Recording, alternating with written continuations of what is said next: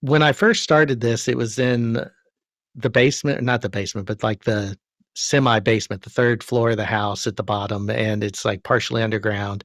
And if you go back to that first video, it was awful. I mean, video production was awful, lighting was awful. But I thought to myself, you know what? I have, over 30 years of experience in operations management and, spanning retail, municipalities, academia, banking. And I'm a pretty organized person. And I thought maybe, just maybe, I had something that I could offer to folks and that maybe they'd like to hear it. I mean, that's kind of what this started as, was this idea that I know how chaotic life can be. At one point I was a single father trying to complete my first degree as a returning student at 30 years old. So that was my life, and then I was blessed to meet Melissa.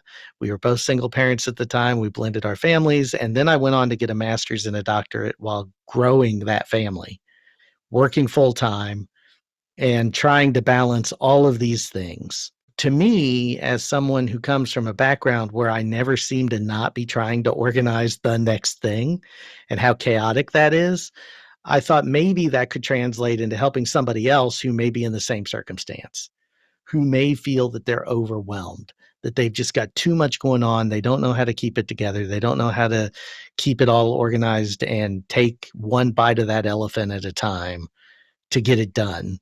And so for me, that's kind of the mission. I don't want it to become like this full-time job. I mean, I'm not saying I would, if I became a full-time YouTuber, okay, that would be weird. And I think that's kind of why I respect Kit so much, because that wasn't his original intention either. And now you see that he's gotten much more into that realm. But I want to really add value. And I think that's the thing. I want to have a conversation. I wouldn't have met you. I wouldn't have met Rod. I wouldn't have met Jeff or Vlad or any of these people that I really enjoy having conversations with had I not started doing this thing that now Melissa probably thinks is a little crazy because it started in a basement during COVID, during the tail end of COVID.